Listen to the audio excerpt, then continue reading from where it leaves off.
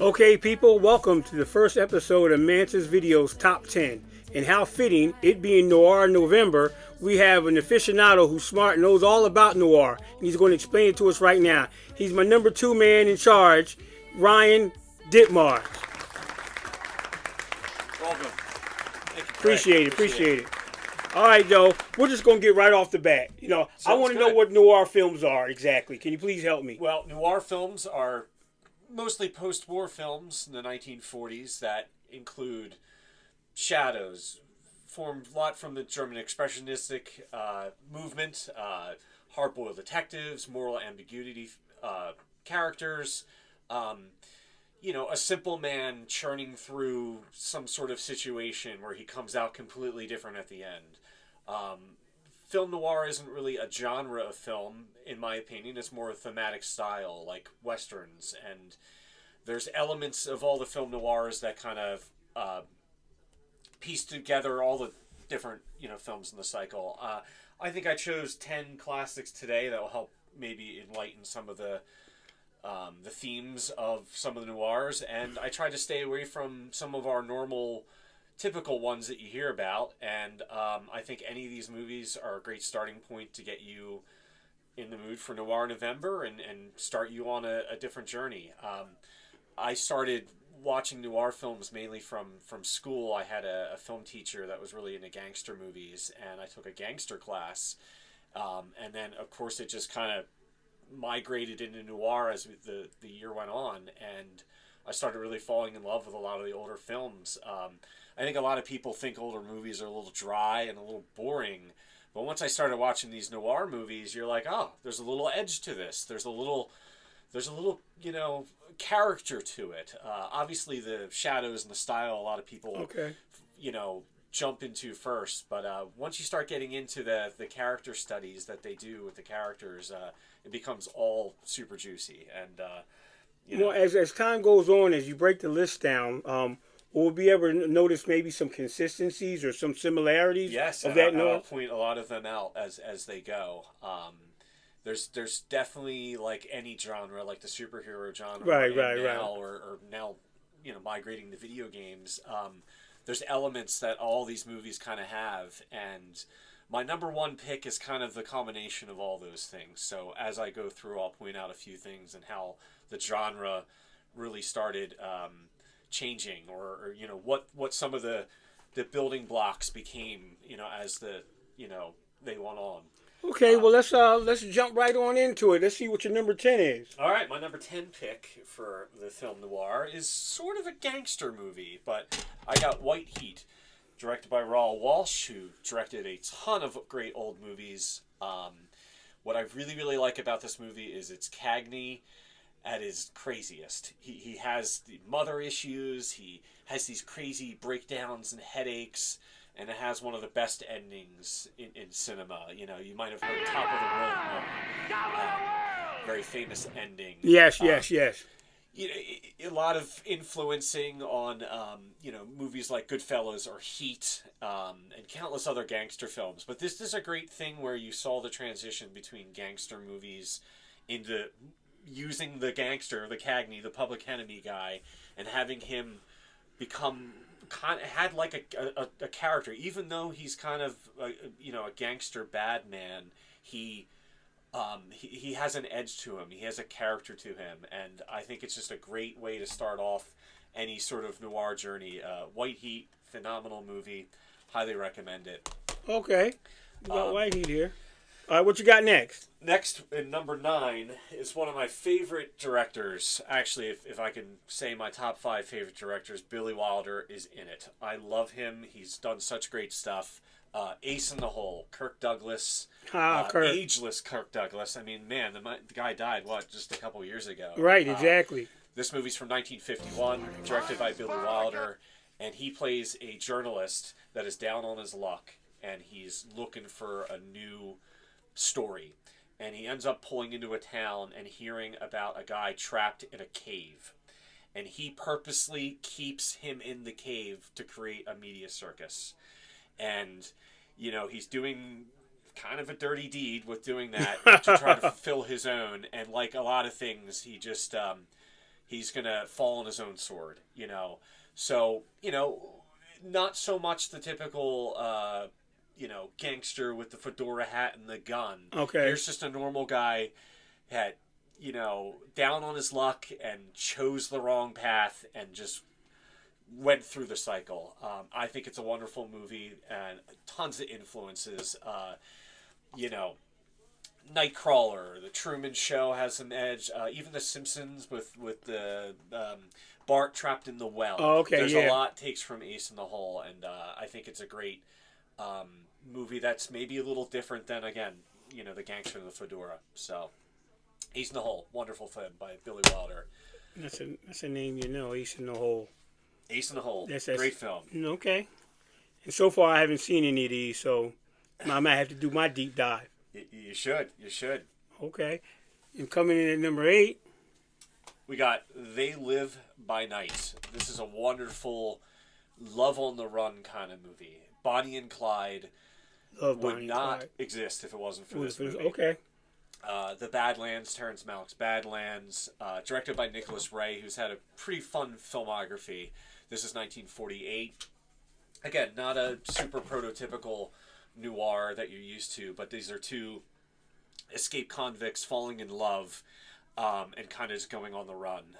They escaped from the same place? I don't remember, actually. Okay, I'm just curious because I'm like, all right, that's a male and a female here we're talking about. It's more of a, they find each other. And they don't escape from the same place. Okay.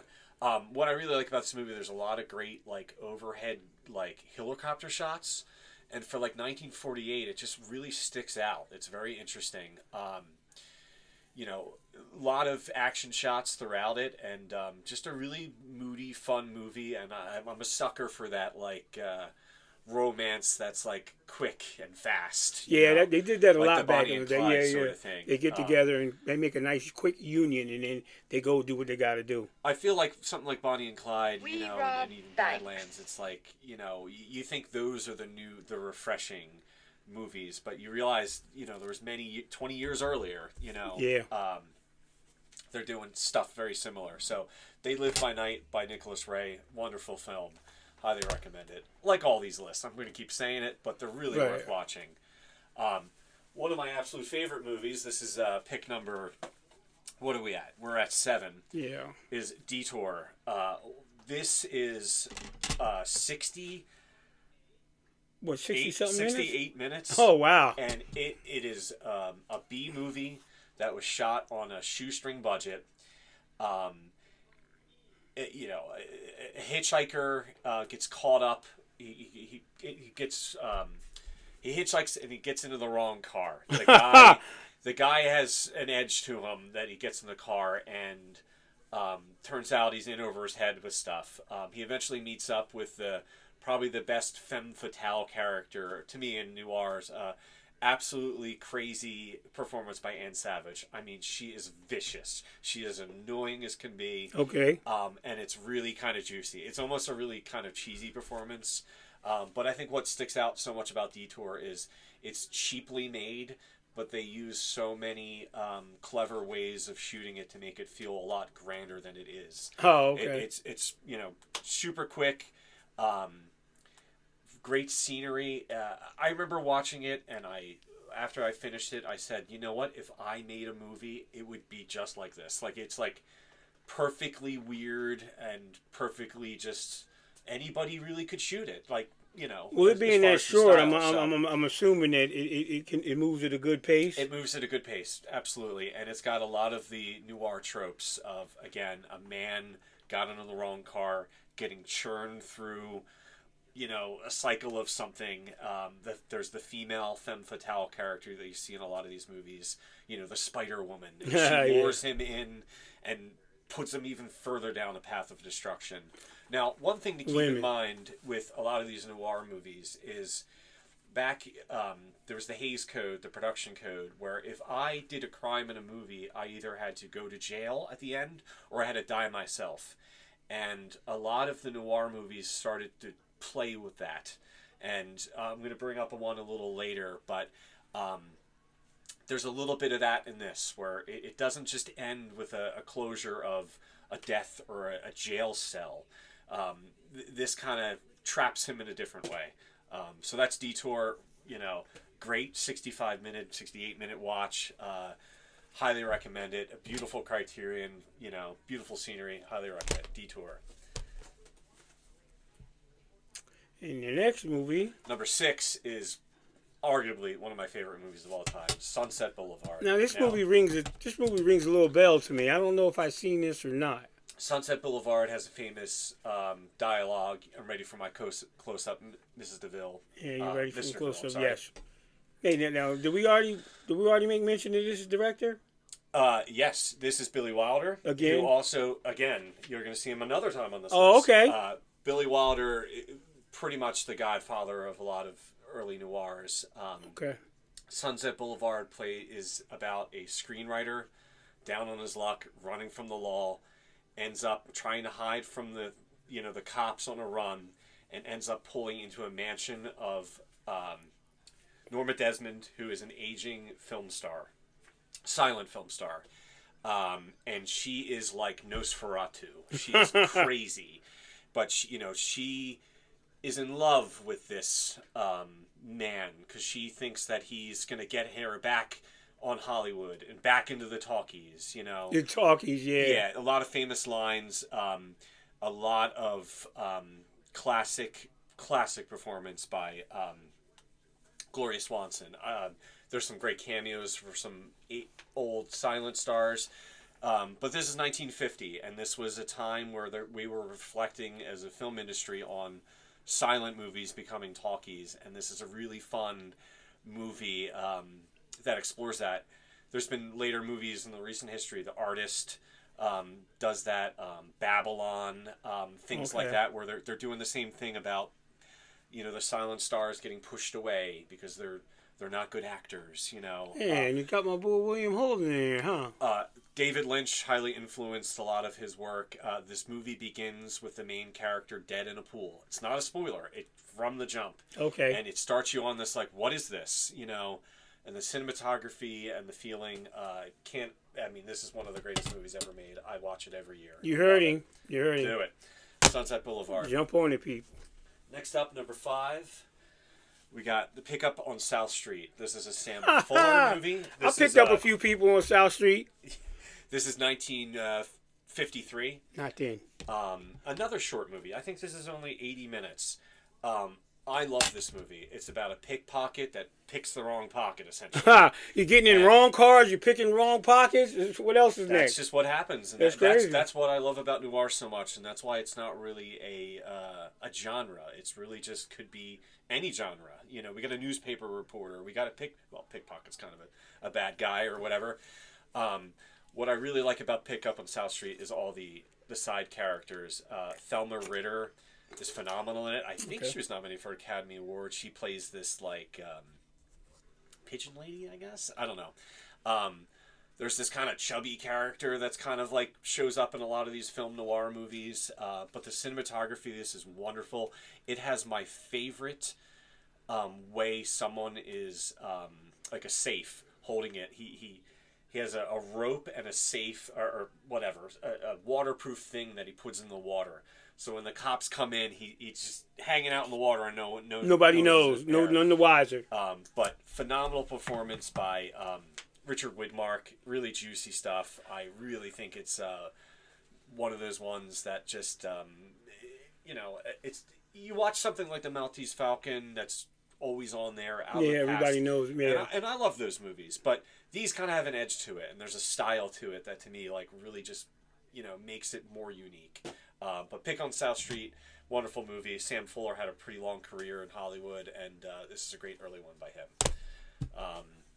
What are you up to? Number 4? Number 4, a movie once again by Mr. Wilder, huh? Billy Wilder, Double Indemnity. This is I'm a little familiar with this movie. Oh, it's the best. This may be my really most watched noir. It is sort of the trendsetter for the theme of noir. All of the femme fatale, bars of entrapment, the shadows, normal person getting wrapped up because of the femme fatale. It's all in this, and it's so well done. Fred McMurray, the Shaggy Dog, and I never knew he did stuff like this, you know. Okay, yeah. And you know, watching a performance like this, he's narrating the whole thing on this crazy little phone. Barbara Stanwyck became sort of the Spider Woman in a million movies, and then of course my boy Edward G. Robinson plays Fred McMurray's boss. What a performance! There's a lot of clever gags, not gags, but you know, things that pay off. But in brief, you know, it's about an insurance man that his wife, insurance man's trying to sell car insurance to uh, someone that's overdue, and he goes to the house, he's not there, and the wife is there, and then she kind of gets in line of like, what do you do? And she kind of makes a plan to knock him off, and for them to use the double indemnity clause in the insurance to get double the money.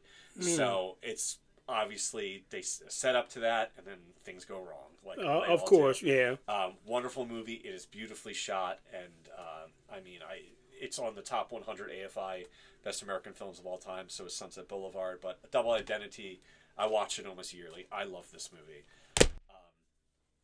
What are we up to? Number three. Number three. Scarlet Street. Speaking of Edward G. Robinson, yes. 1945. Fritz Lang, a filmmaker that came from Germany. He has that German expressionistic style built into all the movies he did.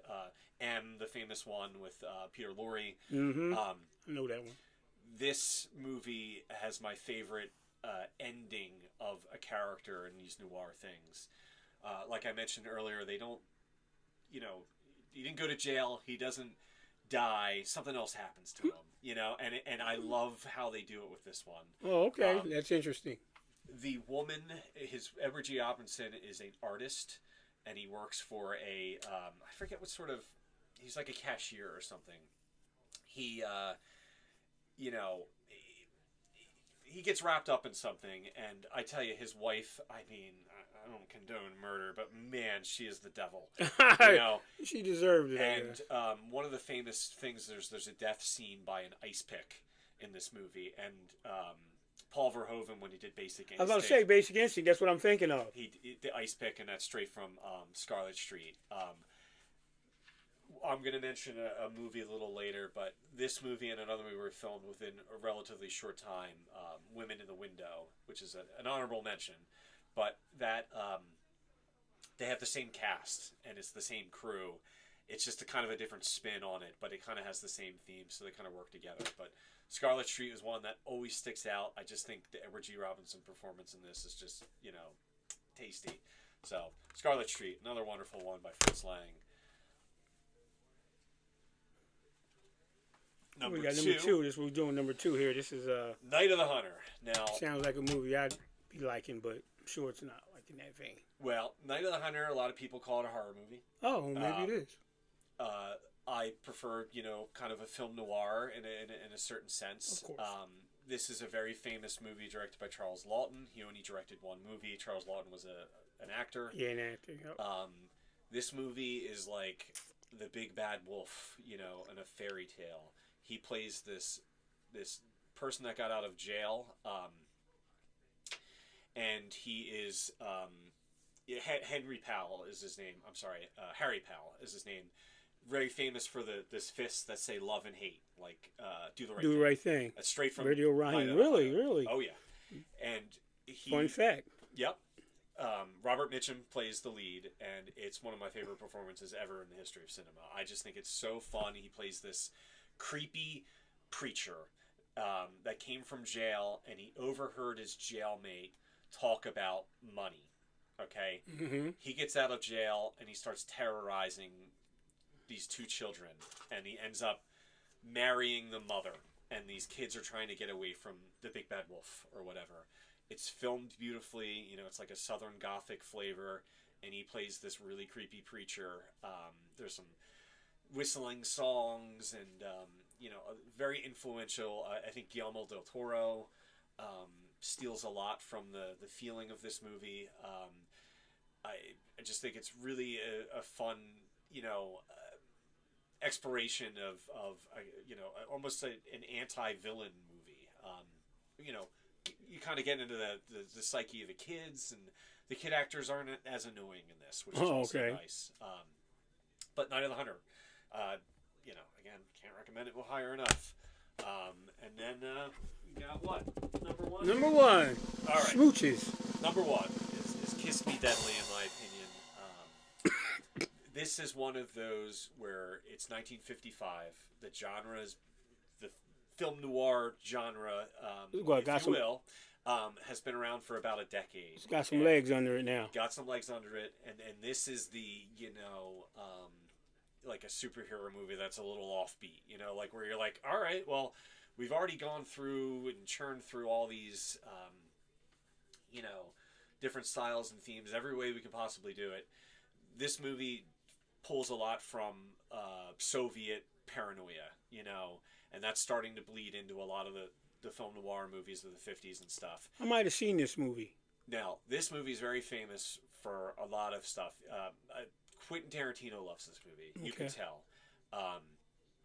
The briefcase in Pulp Fiction is stolen from this, if you will, borrowed. Indiana Jones, The Ark of Covenant, Repo Man with the trunk. This is all from Kiss Me Deadly. Okay. Yeah. Ralph Meeker plays this kind of unlovable private eye. Food of the gods. Go ahead. Yeah, and you know, he's kind of a, I don't know, he's kind of an annoying character, and he's got these like he's always annoying. Fun, very overplayed supporting actors throughout the movie. There's a mechanic in this that's just like, you know, almost a Looney Tunes character, you know. But what I really like about this movie is it just is, after you watch a bunch of these, it's just offbeat. It's weird. It's pulpy, you know. It's got this flavor to it that's like just kind of addicting, you know. And it ends with a great ending. And again, this is the genre after 10 years really just, you know, churning through you know, all the things it's done in the past and just kind of remixing it in a weird way. And that's what I kind of like with a lot of these picks I'm picking. I mean, again, I could just say Maltese Falcon and Out of the Past and, keep it regular. You know, some of those. But I feel like, you know, those are all good and all, but I like the diamond, the little rough around the edges ones. Now, look, none of these are, you know, found in the basement and archives. You know, I've gone down those noir rabbit holes too. You know, but these are good. I mean, Criterion has a lot of them, and you know, they're famous for all nice, fun reasons. So, Kiss Me Deadly, just another fun, great movie. And I do want to mention two honorable mentions. I mentioned earlier, Woman in the Window, just a great companion piece to Scarlet Street, dealing with getting rid of a dead body, and, you know, again, maybe some more horror elements. Okay. Again, the Fritz Lang German expressionistic kind of thing flavors into that. So, Women in the Window is a great one, and then the last one I'll pick up is The Breaking Point, which is a remake of To Have and to Have Not, the Bogart movie. It's, you know, John Garfield, who had a light career, he died early. Great performance by him, a boat captain, kind of just not making the right decisions. You know, another, I think a pretty short one too, 97 minutes. Captain of the ship, you know, falls on hard times, and stuff happens. So I'm going to highlight that one because it's just another fun, you know, a normal man kind of getting wrapped up into something. So yeah, this is interesting. So I mean, people who want to try to get into these noir movies, Ryan has just gave you a list of some real good movies that got some homework, boys and girls. Yeah, some homework indeed. But what I'll ask you is, I'm noticing that many of these are Criterion collections. Can you explain briefly what makes Criterion the go-to? Well, I mean, Criterion, first of all, the artwork on these are always beautiful. Mm-hmm. They always do a great job of restoration of them, you know, commentaries by experts, essays, special features. But I think what I like about the Criterion, and you know me, I have quite a few of them. You know, sometimes they highlight the diamonds and the roughs. You know, it's not about though Double Indemnity or Pick Up South Street or something are well-known movies, but the Kiss Me Deadlies, or maybe The Breaking Point or Detour, where they're known, but I think bringing them to the art direction and what they stand for as a company, it's not just about a master of cinema. It's also about like, hey, this is pretty unique. Sort of like the Library of Congress. Sometimes we'll pull some movies that you're like, what, Pink Flamingos is in there? It's just kind of cool that they do those. So there's so many videos of the Criterion with the closets and stuff, and getting titles, and there's a lot of film noir lists that you can go on, and I think this will segue into some closing statements with noir. Now I could go and add a lot of modern noir to this list. I kind of kept it pre-60s. Well, now that you speak on that real quick, give me one in recent history that fits the genre.